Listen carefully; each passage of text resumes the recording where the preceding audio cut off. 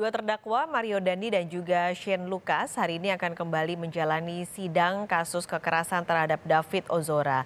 Hari ini sidang akan menghadirkan ahli pidana yang dihadirkan oleh Jaksa Penuntut Umum. Kita akan berbincang pagi ini bersama Heri Firmansyah, pakar hukum pidana Universitas Tarumanagara. Mas Heri, halo, selamat pagi Mas. Selamat pagi Mbak Baskalis, salam sehat. Sehat-sehat juga Mas Heri. Ini pertanyaannya Mas, ini ahli pidana akan dihadirkan, kira-kira apa yang akan digali?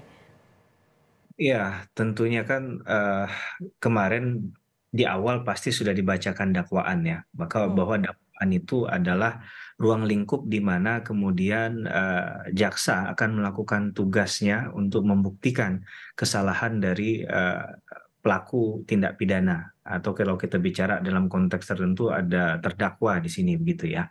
Nah, dalam hal itu maka harus ada unsur-unsur yang dipenuhi. Maka keterangan ahli pidana menjadi penting dan diperlukan untuk menegaskan apakah kemudian semua unsur dalam pasal tersebut terpenuhi oleh tindakan atau perbuatan si terdakwa atau tidak. Begitu Mbak Pas. Oke, tapi ini kan sebenarnya terdakwanya dua ya Mas. Meskipun tadi pasal primernya sama, tapi kan ada pasal-pasal pengait yang berbeda. Ini nanti bagaimana mekanismenya Mas Hari? Ya, mungkin saja seorang itu jadi ahli tidak hanya pada saat persidangan, Mbak Paskalis ya. Mhm. Mungkin saja sudah dimintai keterangannya, sudah dimintai pendapatnya terkait dengan Hmm. fakta-fakta tersebut di berita acara pemeriksaan. Nah, kemudian itu dikonfirmasi di dalam persidangan hari ini.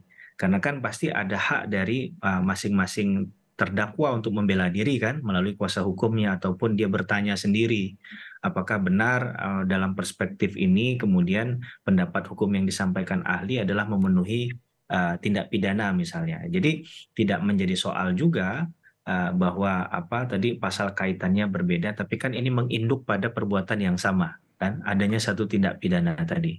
Mungkin kalau untuk Shane mungkin penekanannya karena dia adalah bukan sebagai pelaku utama sejauh ini ya diposisikan, tapi lebih kepada dalam konteks hukum pidana namanya pembantuan. Ya, dalam konteks pembantuan ini kan ada dua tadi, termasuk yang dibicarakan adalah posisinya mungkin memberikan sarana atau prasarana sehingga tindak pidana itu bisa terjadi.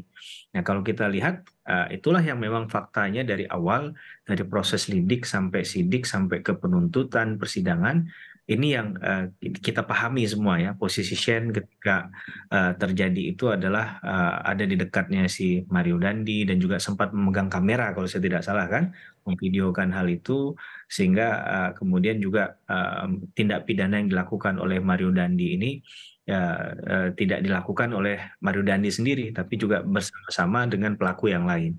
Nah, dalam konteks pertanggungjawaban pidana ya apa yang dilakukan Shane pun harus dipertanggungjawabkan di muka hukum. Tapi dalam perspektif pidana tentunya melihat bahwa kesalahan yang dilakukan itu mungkin tidak sebesar dan apa yang dilakukan oleh pelaku utama dalam hal ini Mario Dandi.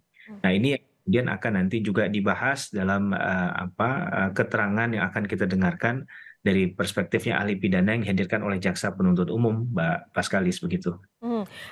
Artinya ini kalau melihat dari pasal yang dikenakan baik untuk Mario Dandi maupun Shane Lucas, baik itu primer maupun pasal-pasal pengait ini memang sudah tepat ya Mas Heri? Iya, itu kan kalau saya tidak salah sempat ada beberapa komentar ya Mhm. yang diberikan bahkan oleh levelnya pejabat. Waktu itu Prof. Mahfud kalau tidak salah mengomentari harusnya ada penerapan pasal X, pasal Z termasuk yang 355 ini kan. Penekanan bahwa ini ada berencana dan luka berat. Gitu kan? Nah, Mhm. ini yang juga diamini oleh penyidik mungkin ketika menemukan fakta hukumnya juga berdasarkan bukti-bukti yang dimiliki tadi ya, evidence yang ada. Termasuk adalah misalnya CCTV, rekaman CCTV dan keterangan saksi yang ada di tempat kejadian perkara pada saat itu Mbak Paskalis. Oke. Di luar dari si korban dan pelaku kan, tetangganya David Ozora kalau saya tidak salah kan Mhm. melihat langsung itu dan mencoba menghentikan pemukulan yang dilakukan oleh terdakwa oleh Mario Dandi dan kawan-kawan pada saat itu.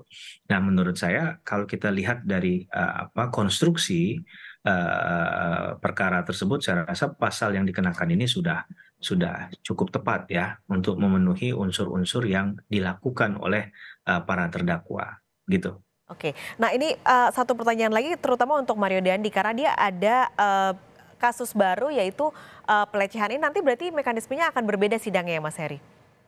Iya, kalau ini adalah, tuntutan baru bisa saja memang itu berkasnya dipisahkan ya.